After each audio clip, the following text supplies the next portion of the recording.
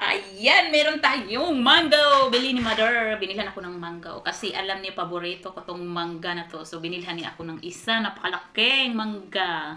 So, ganito lang yung mangga dito. Yung, yung apple mango. Walang Indian or wala yung pareho sa atin. Yung, ano ba yun? Yung Carabao na mango, yung malalaki. Yung, so, buksan natin mga langka. Bait talaga ni Bianan. Alam niya, paborito ko to eh. Kaya, binilhan niya ako. Napunta kasi siya sa doktor, so dumaan siya doon sa Lidl. Kasi ang laki ng mangga. Sarap nito. Dahil lang wala na akong bagoong. Pero okay lang, hindi naman tumaasim kasi medyo hinog na siya. Ang sarap nito mga langga.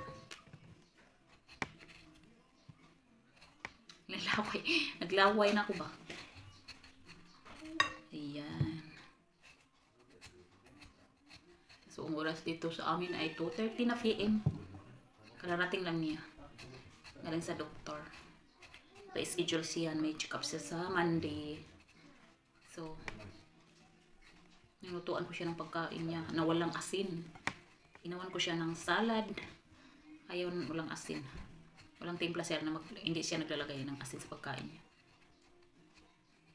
Kakain na yun. Nagbibihis pa ng damit. Uy, hinog na siya oh. Denisa, beri manggo lang. Ay, manggo Mari. Kumpara bunika. Wow, Mari. Laki. Ang laki talaga ng mango. So, titikman natin yung mango. Kung matamis. So, hinog na siya. Medyo hinog. Wow, buni. Beri.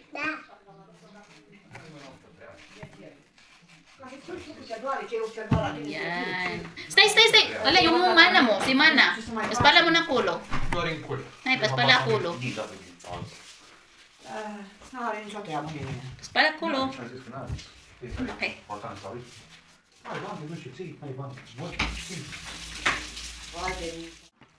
Hey, paspala ka man na?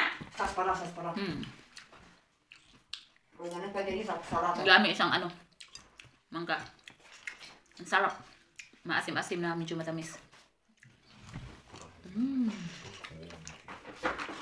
Good.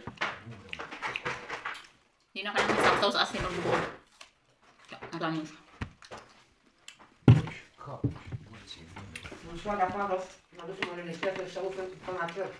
Good? Ini bisa.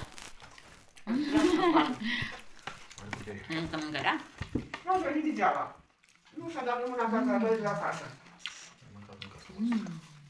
Casa voastră de care n-au nimic. Îmi place? Știi, gunoi de oameni care stă doar cafele. Întinde cafele și plimbă 20. Pentru că azi e bine plecat de la casă să plecați. Ce să cine să mai dea la calculator. Acum ca înțeles, mare, la multe oameni. N-au nicio treabă. Intră salariu, liber, voucherii de vacanță.